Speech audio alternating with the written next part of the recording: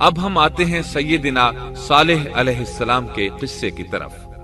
دن گزرتے گئے اور لوگ ایک بار پھر ابلیس لعین کے وسوسے میں آ کر کفر کی طرف پلٹ آئے، کیونکہ ابلیس کسی بھی شخص کو وسوسے میں ڈالے بغیر نہیں چھوڑتا۔ اس طرح ایک بار پھر کفر پھیل گیا، چنانچہ اللہ نے ان کی ہدایت کے لیے صالح علیہ السلام کو مبعوث فرمایا۔ یہ سمود کے پوتوں میں سے ایک عربی نبی تھے۔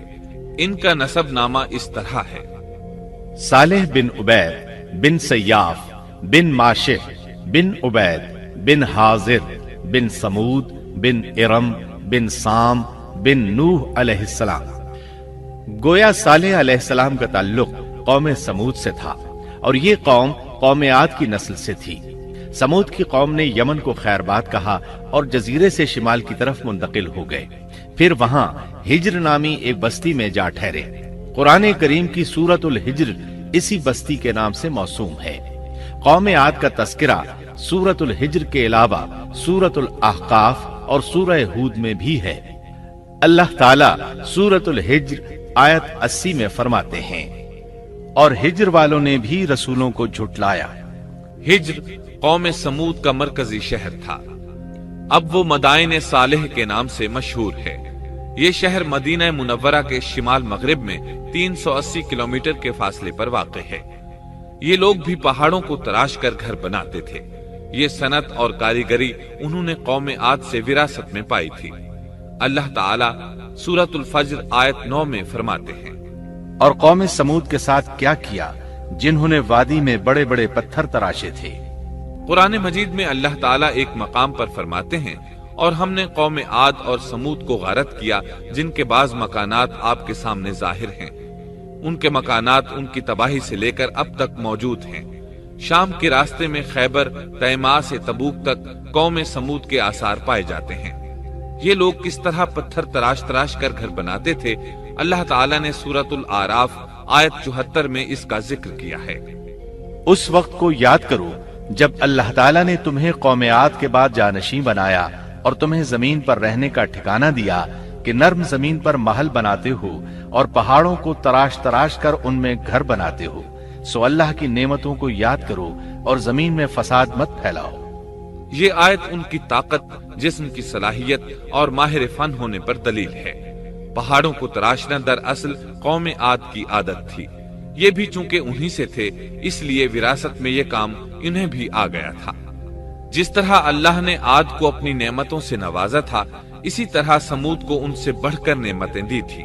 اللہ تعالیٰ صالح علیہ السلام کی زبانی ان سے فرماتے ہیں: اے قوم سمود، کیا تمہیں ان چیزوں میں بے فکری سے رہنے دیا جائے گا، یعنی باغات، چشموں، کھیتوں اور کھجوروں میں جن کا خوشہ ملائم ہے، اور تم پہاڑوں کو تراش کر پرتکلف گھر بناتے ہو؟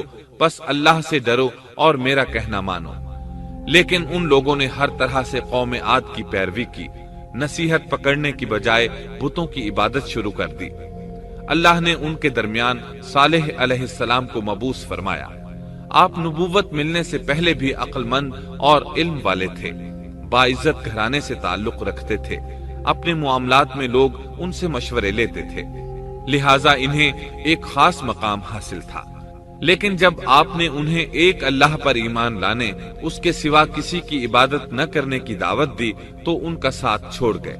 جواب میں ان سے کہنے لگے: اے صالح، اس سے پہلے تو ہم تجھ سے بہت کچھ امیدیں لگائے ہوئے تھے۔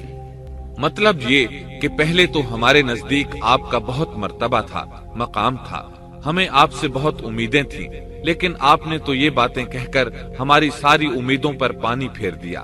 ان کے اس جواب کے باوجود صالح علیہ السلام انہیں اللہ کی طرف بلاتے رہے اور ان سے کہتے رہے: اے میری قوم، اللہ کی عبادت کرو، اس کے سوا تمہارا کوئی معبود نہیں۔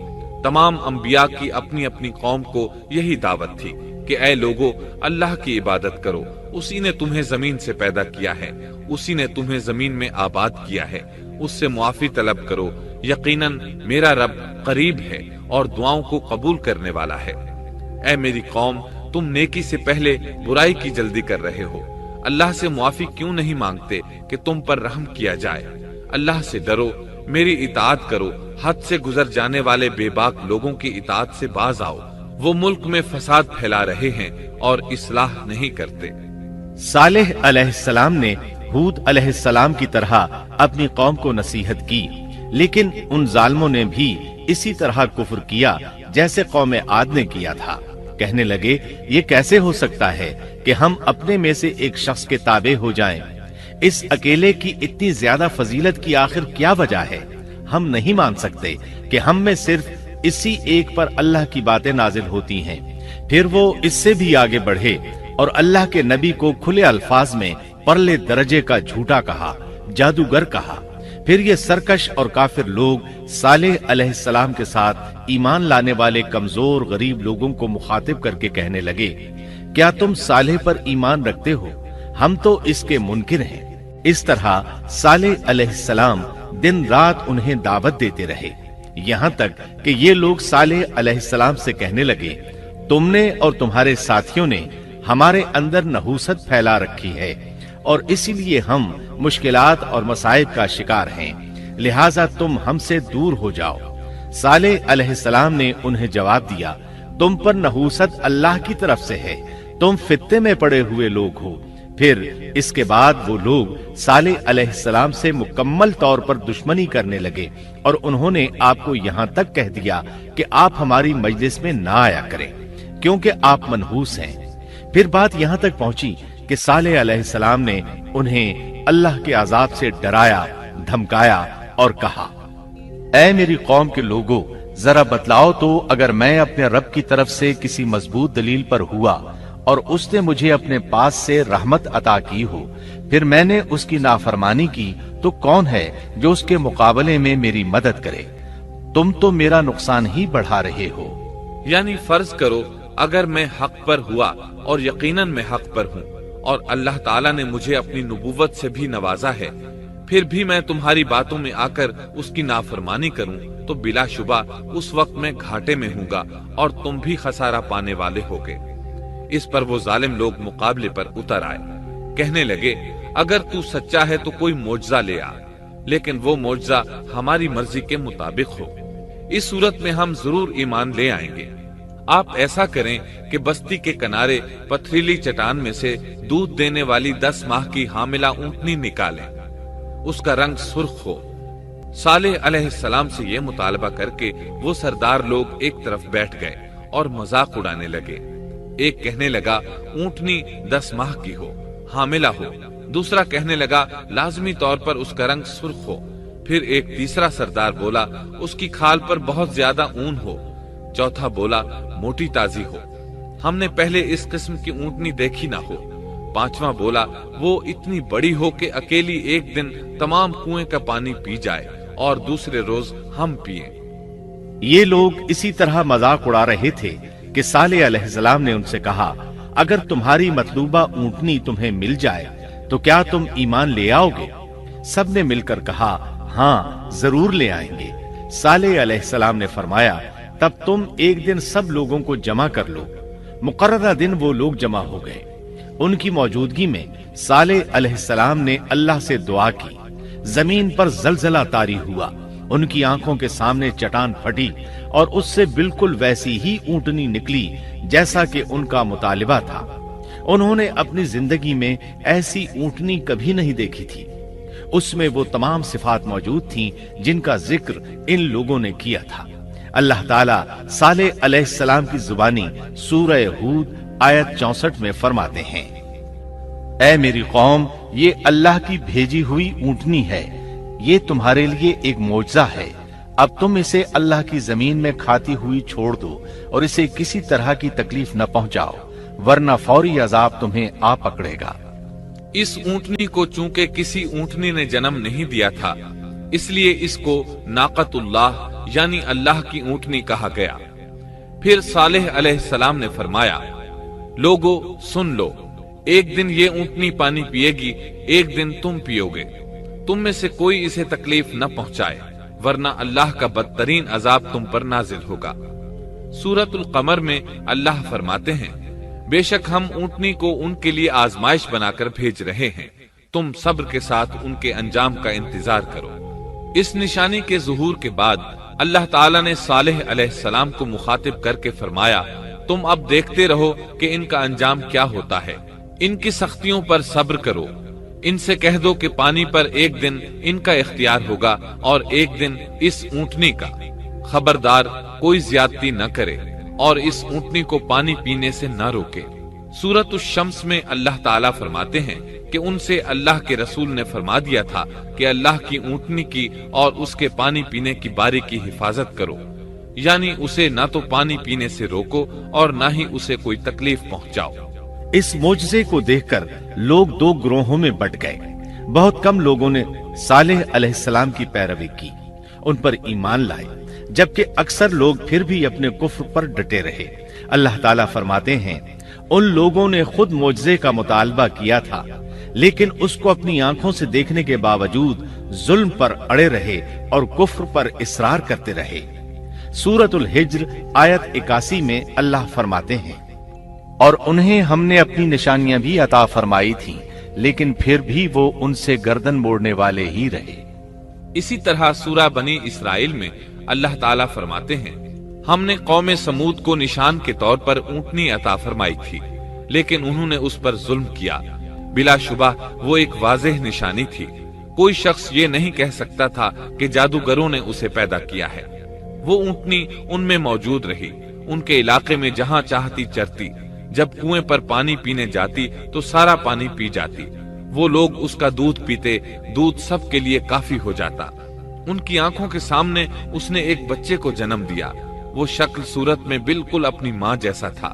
لوگ اسے دیکھ کر تعجب کرتے، بچہ اونٹنی کے ساتھ رہتا، یہ ایک واضح نشانی تھی، اس پر جادو کا گمان کیا ہی نہیں جا سکتا تھا۔ وہ اونٹنی ایک عرصے تک ان لوگوں میں رہی۔ اللہ فرماتے ہیں ہم نے قوم سمود کو بطور نشان کے ایک اونٹنی دی تھی، لیکن انہوں نے اس پر ظلم کیا۔ حالانکہ یہ نشانیاں ہم لوگوں کو ڈرانے کے لیے ہی بھیجتے ہیں۔ وہ لوگ اس اونٹنی کو دیکھ کر متعجب ضرور ہوئے، لیکن ایمان پھر بھی بہت کم لوگ لائے، حالانکہ اس نشانی کے بعد انہیں چاہیے تھا ایمان لے آئیں۔ پھر ایک دن قوم کے سرداروں نے مشورہ کیا کہ اگر ہم نے صالح کو اسی طرح چھوڑ دیا تو کہیں لوگ ہمیں نہ چھوڑ دیں اور صالح کے پیروکار بن جائیں۔ اس اونٹنی نے تو ہمیں مصیبت میں ڈال دیا ہے، ہم پورا ایک دن پانی کو چھو بھی نہیں سکتے، کیونکہ یہ سارا دن پانی پیتی رہتی ہے۔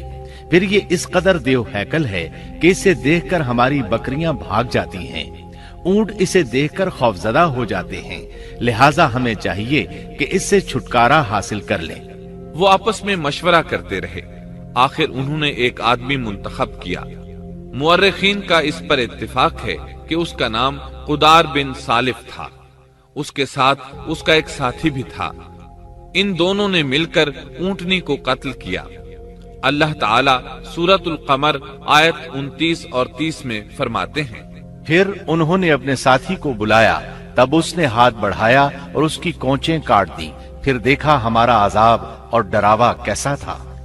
اس قدار کے بارے میں نبی کریم صلی اللہ علیہ وسلم کا ارشاد ہے کہ پہلے لوگوں میں سے سب سے زیادہ بدبخت یہی تھا۔ اللہ تعالیٰ نے قرآن مجید میں اس کا ذکر یوں فرمایا ہے فَنَادَوْا صَاحِبَهُمْ، پھر انہوں نے اپنے ساتھی کو پکارا۔ سورۃ الشمس میں اللہ فرماتے ہیں اِذِ انبَعَثَ أَشْقَاهَا، جب ان میں بڑا بدبخت شخص اٹھ کھڑا ہوا۔ یہ بدبخت قدار اٹھا، اپنے ساتھی کو ساتھ لیا اور اونٹنی کو قتل کرنے کے لیے تیار ہو گئے۔ آپس میں مشورہ ہوا کہ یہ نہ کہا جائے ہم نے اسے قتل کیا ہے۔ اس طرح باقی لوگوں نے بھی ان سے اتفاق کیا۔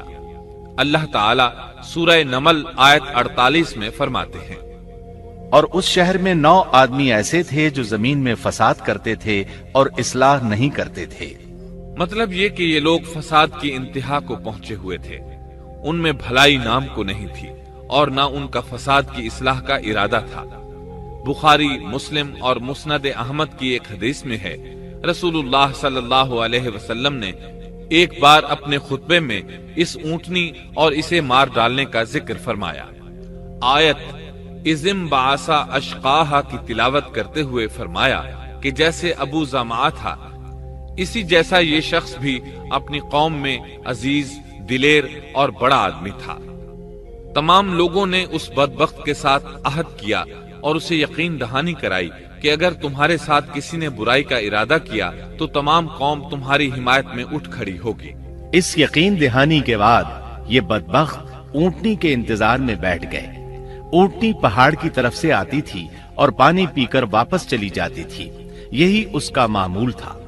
जब इन लोगों ने चट्टान से ऊंटनी को निकलते देखा तो अचानक हमला करने के लिए आगे बढ़े, लेकिन उसका जुस्सा देखकर खौफजदा हो गए, उल्टे पांव भागे। बदबख्त कुदार ने अपने साथियों की ये हालत देखी तो हंस पड़ा और आगे बढ़कर ऊंटनी की रान में तीर मारा। इससे ऊंटनी की रान की हड्डी टूट गई और वो नीचे गिर गई। फिर उस जालिम ने अपने साथियों को आवाज दी और आगे बढ़कर ऊंटनी की कोंचें काट दी। सूरत शम्स में अल्लाह ताला फरमाते हैं, उन लोगों ने अपने पैगंबर को झूठा समझकर उस ऊंटनी की कूंचें काट दी।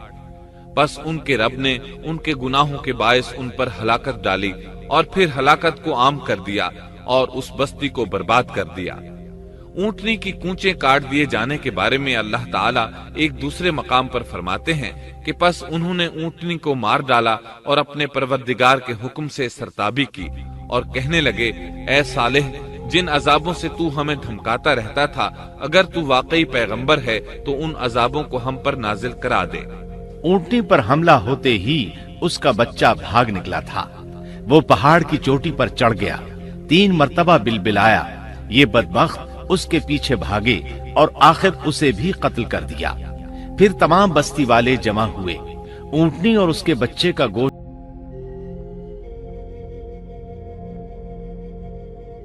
तैयार किया और मजे के साथ उसको खाया। इस जुर्म में उन सब ने शिरकत की।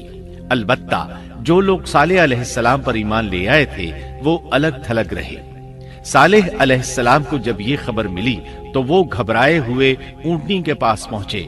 ऊंटनी बेजान पड़ी थी, उसका बच्चा भी बेजान था। लोग उनके गिर्द जमा थे और उनका गोश्त खा रहे थे। इस वक्त सालेह अलैहिस्सलाम ने उनसे कहा।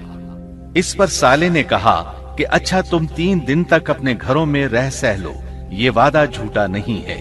मतलब ये कि तुम्हें सिर्फ 3 दिन की मोहलत है, इसके बाद तुम सब के सब हलाक किए जाओगे। वो सालेह अलैहिस्सलाम की बात को रद्द करते हुए उन्हें धमकियां देने लगे कि जिन अजाबों का तू हमसे वादा कर रहा है, अगर तू सच्चा है तो उनको हम पर नाजिल कर दे।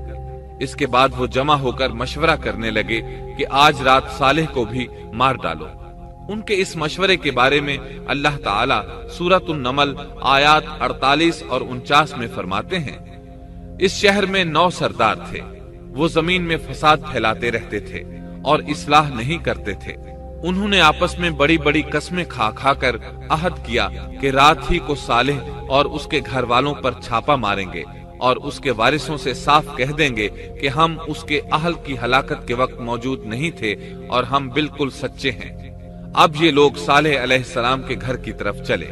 अल्लाह ताला सूरतुन नमल आयात 50 और 51 में फरमाते हैं, और उन्होंने एक दाव खेला, सो हमने भी एक ऐसा दाव खेला कि उन्हें खबर भी न हुई।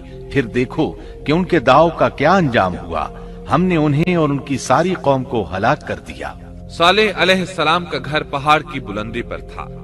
ये फसादी लोग अभी ऊपर चढ़ रहे थे कि जमीन हरकत करने लगी। एक चट्टान ऊपर से लुढ़कती हुई आई और उन तमाम को पीस कर रख दिया। उन 9 फसादी लोगों की हलाकत के साथ ही अल्लाह के अजाब की इब्तिदा हो चुकी थी। चुनाचे सालेह अलैहिस्सलाम ने अपने साथियों के साथ उस बस्ती को छोड़ दिया, यानी वो हिज्र के इलाके से निकल गए। सुबह हुई तो लोगों ने एक अजीब मंजर देखा। कौम समूद के तमाम लोगों के चेहरे जर्द पड़ चुके थे। वो सब रोने लगे क्योंकि अजाब के आसार शुरू हो चुके थे। दूसरे दिन तमाम लोगों के चेहरे आग की तरह सुर्ख हो गए और तीसरे दिन तमाम के चेहरे स्याह हो चुके थे। अपनी ये हालत देखकर सब लोग रोने और चीख पुकार करने लगे, अपनी कब्रें खोदने लगे। अब उन्हें यकीन हो चुका था कि अजाब का वादा बरहक था। अल्लाह ताला ने उन्हें पहली कौमों की तरह एक किस्म का अजाब नहीं दिया था। जैसे कौम नूह को सिर्फ तूफान के जरिए हलाक किया गया, कौम आद को सिर्फ तूफानी हवा के जरिए हलाक किया गया। لیکن قوم سمود کو اللہ تعالیٰ نے طرح طرح کے عذابوں سے دوچار کیا، اس لیے کہ انہوں نے اپنی مطلوبہ شرط پوری ہونے کے باوجود ایمان قبول نہیں کیا تھا۔ عذاب کی ابتدا زلزلے سے ہوئی، زمین حرکت کرنے لگی۔ اس کی وجہ سے وہ لوگ اپنے گھروں میں اوندھے کے اوندھے پڑے رہ گئے، ان میں اٹھنے کی طاقت تک نہ رہی۔ پھر آسمان میں سخت کڑاکا ہوا، اس کی ہولناک دہشت انگیز چنگھاڑ نے ان کے بھیجے پھاڑ کر رکھ دیے۔ ایک ہی لمحے میں ایک ساتھ وہ سب ڈھیر ہو گئے۔ ان کی ہلاکت اور تباہی کو بیان کرتے ہوئے اللہ تعالیٰ سورۃ الذاریات آیات 43 تا 45 میں فرماتے ہیں، اور سمود کے قصے میں بھی عبرت ہے، جب ان سے کہا گیا کہ تم کچھ دن تک فائدہ اٹھا لو، لیکن انہوں نے اپنے رب کے حکم سے سرتابی کی، اس پر انہیں ان کے دیکھتے دیکھتے تیز و تند کڑاکے نے ہلاک کر دیا، پس نہ تو وہ کھڑے ہو سکے اور نہ بدلہ لے سکے۔ اسی طرح سورہ ہود میں اللہ تعالیٰ نے ان کی تباہی کا نقشہ اس طرح کھینچا ہے کہ ایک زور کی کڑک نے ان ظالموں کو آ لیا، پھر تو وہ اپنے گھروں میں زانوں کے بل مردہ پڑے رہ گئے، ایسے گویا کہ وہ کبھی آباد ہی نہ تھے۔ سورۃ القمر میں اللہ نے ان کی رسوائی ان الفاظ میں بیان کی ہے، ہم نے ان پر ایک چیخ بھیجی، پھر وہ ایسے ہو گئے جیسے کانٹوں کی باڑ کا چورا۔ دوسری طرف صالح علیہ السلام اور ان کے ساتھیوں کو اللہ تعالیٰ نے اپنی رحمت سے نجات دی۔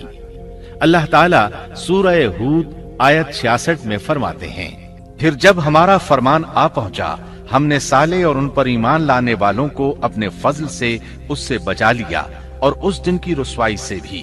یقیناً تیرا پروردگار نہایت توانا اور غالب ہے۔ اس قوم کے آثار آج تک باقی ہیں۔ مدینہ منورہ کے شمال مغرب میں ان کے گھر موجود ہیں۔ اب یہ علاقہ مدائن صالح کے نام سے مشہور ہے۔ سورۃ النمل میں اللہ تعالیٰ فرماتے ہیں، بس یہ ان کے گھر ہیں جو ان کے ظلم کے سبب ویران پڑے ہیں، بے شک اس میں دانش مندوں کے لیے نشانیاں ہیں۔ اللہ تعالیٰ نے ان کے نشانات کو آج تک باقی رکھا ہے تاکہ بعد میں آنے والوں کو یقین ہو جائے اور کسی قسم کا شک نہ رہے۔ عذاب کے آثار نمودار ہونے پر صالح علیہ السلام نے ان سے فرمایا تھا، اے میری قوم، میں نے تمہیں اپنے پروردگار کا حکم پہنچا دیا تھا اور میں نے تمہاری خیر خواہی کی، لیکن تم لوگ خیر خواہوں کو پسند نہیں کرتے۔ اس کے بعد صالح علیہ السلام اپنے ساتھیوں کے ساتھ وہاں سے ہجرت کر کے فلسطین آ گئے، وہیں رملہ نامی بستی میں رہنے لگے اور یہیں آپ کی وفات ہوئی۔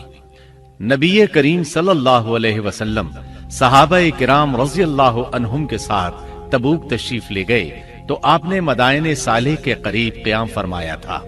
صحابہ نے ان کنووں سے پانی لے لیا جو قوم سمود کے استعمال میں رہے تھے، کچھ برتن بھی وہاں سے لے لیے۔ آپ کو پتہ چلا تو آپ نے حکم فرمایا، ان برتنوں کو توڑ دو اور اس پانی کو بہا دو، اور اس پانی سے جو کھانا تیار کیا ہے اس کو الٹ دو۔ آپ نے انہیں ان گھروں میں داخل ہونے سے بھی روک دیا جن میں اللہ کا عذاب نازل ہوا تھا۔ آپ صلی اللہ علیہ وسلم نے فرمایا، میں ڈرتا ہوں تم پر بھی ایسا عذاب نہ آ جائے جیسا ان پر آیا تھا، اس لیے ان کے علاقے میں داخل نہ ہوا کرو، اور اگر داخل ہونا پڑ جائے تو روتے ہوئے داخل ہوا کرو، اور رونا نہ آئے تو رونے جیسی شکلیں بنا لیا کرو تاکہ تمہارا شمار ظالموں میں نہ ہو۔ اللہ تعالیٰ فرماتے ہیں، آگاہ رہو، قوم سمود نے اپنے رب سے کفر کیا، سن لو ان سمودیوں پر پھٹکار ہے۔ قرآن میں ان کا قصہ 26 سے زائد مرتبہ بیان کیا گیا ہے۔ اس کے بعد لوگ ایمان کی حالت میں امن چین کی زندگی بسر کرنے لگے، لیکن پھر نئے سرے سے ان میں خرابی پیدا ہوئی۔ شیطان نے پھر اپنا کام دکھایا، ان کے دلوں میں وسوسہ ڈالا، اور فلسطین، عراق، مصر اور جزیرے کے نواحی علاقوں میں شرک پھیل گیا۔ لوگ ایک بار پھر کفر کی طرف پلٹ پڑے۔ اس پورے قصے میں چند عبرتیں ہیں، آئیے ذرا ان کا بھی ذکر ہو جائے۔ اللہ تعالیٰ کی اونٹنی اگرچہ سیدنا صالح علیہ السلام کی نبوت کا ایک نشان تھی، ان کی سچائی کا ثبوت تھی، لیکن قرآن کریم کی وضاحت یہ ہے کہ وہ قوم سمود کی آزمائش کے لیے تھی، اور وہی ان کی ہلاکت کا نشان ثابت ہوئی، جیسا کہ سورۃ القمر میں اللہ تعالیٰ فرماتے ہیں، بے شک ہم اونٹنی کو ان کی آزمائش اور امتحان کے لیے بھیجنے والے ہیں، پس تو ان کے انتظار میں رہ اور صبر اختیار کر۔ سنت اللہ یہ رہی ہے کہ اگر وہ اپنے پیغمبر کو کسی قوم کی ہدایت کے لیے بھیجے اور قوم اس کی ہدایت پر کان نہ دھرے تو ضروری نہیں کہ وہ قوم ہلاک کر دی جائے، لیکن جو قوم اپنے نبی سے اس وعدے پر نشان طلب کرے کہ اگر ان کا مطلوبہ نشان ظاہر ہو گیا تو وہ ایمان لے آئیں گے، اور پھر نشان آ جانے کے بعد وہ ایمان نہ لائے تو اس قوم کی ہلاکت یقینی ہے۔ اللہ تعالیٰ پھر اس قوم کو معاف نہیں کرتے جب تک کہ وہ تائب نہ ہو جائے اور اللہ کے دین کو قبول نہ کرے، یا عذاب الہی سے صفحہ ہستی سے مٹ کر دوسروں کے لیے عبرت کا نشان بن جائے۔ لیکن اس سنت سے نبی کریم صلی اللہ علیہ وسلم کی امت مستثنا ہے، اس لیے کہ آپ صلی اللہ علیہ وسلم نے وضاحت فرمائی ہے، میں نے اللہ تعالیٰ سے دعا مانگی ہے کہ اللہ تعالیٰ میری امت میں عذاب عام مسلط نہ فرمائے، اور اللہ نے میری دعا قبول فرما لی۔ قرآن میں اللہ تعالیٰ نے نبی کریم صلی اللہ علیہ وسلم کی اس بات کی یوں تصدیق کی ہے، اے رسول، اس حال میں کہ تو ان میں موجود ہے، اللہ تعالیٰ ان کافروں پر عذاب مسلط نہیں کرے گا۔ اور یہ ایک خطرناک غلطی ہے، نفس کا دھوکہ ہے کہ انسان عیش و عشرت اور دنیاوی جاہ و جلال کو دیکھ کر یہ خیال کر بیٹھے، یہ گمان کر لے کہ جس قوم یا فرد کے پاس یہ سب کچھ موجود ہے وہ ضرور اللہ تعالیٰ کے سائے میں ہے، اور یہ کہ ان کی یہ خوش عیشی اس بات کی علامت ہے کہ اللہ تعالیٰ کی خوشنودی ان کے ساتھ ہے۔ یہ نفس کا دھوکہ ہے، غلط فہمی ہے، بلکہ کج فہمی ہے۔ قرآن کریم کے اس واقعے میں جگہ جگہ اس بات کی وضاحت ہے کہ بعض اوقات زیادہ سے زیادہ خوش عیشی زیادہ سے زیادہ عذاب کا پیش خیمہ ثابت ہوتی ہے، اگرچہ قوموں کے لیے اس کی مدت چند ماہ یا چند سال نہیں بلکہ گھبرا دینے والی مدت ہی کیوں نہ ہو، مگر ہر قسم کی دنیاوی کامیابیوں اور خوش عیشیوں کے ساتھ جب ظلم، سرکشی اور غرور کسی قوم کا مستقل شعار بن جائے تو سمجھ لو اس کی تباہی اور ہلاکت کا وقت قریب آ پہنچا۔ اللہ تعالیٰ فرماتے ہیں، تیرے رب کی پکڑ بہت سخت ہے، لیکن اس کے ساتھ ہی یہ بات بھی ہے کہ کسی قوم میں تمام تر خرابیوں کے باوجود اگر قوم سے اکثر افراد اللہ کے شکر گزار ہوں، اس کے بندوں کے ساتھ انصاف کرنے والے اور آپس میں نیک نیت اور خیرخواہی کرنے والے ہوں تو بلا شبہ وہ اللہ کے ہاں مقبول بندے ہیں، اور انہی کو دنیا اور آخرت کی کامیابیوں کی بشارت ہے، اور انہی کے لیے یہ دنیاوی عیش اللہ کی بے انتہا نعمتوں کی علامت ہے۔ انہی الفاظ پر سیدنا صالح علیہ السلام کا قصہ اختتام کو پہنچا۔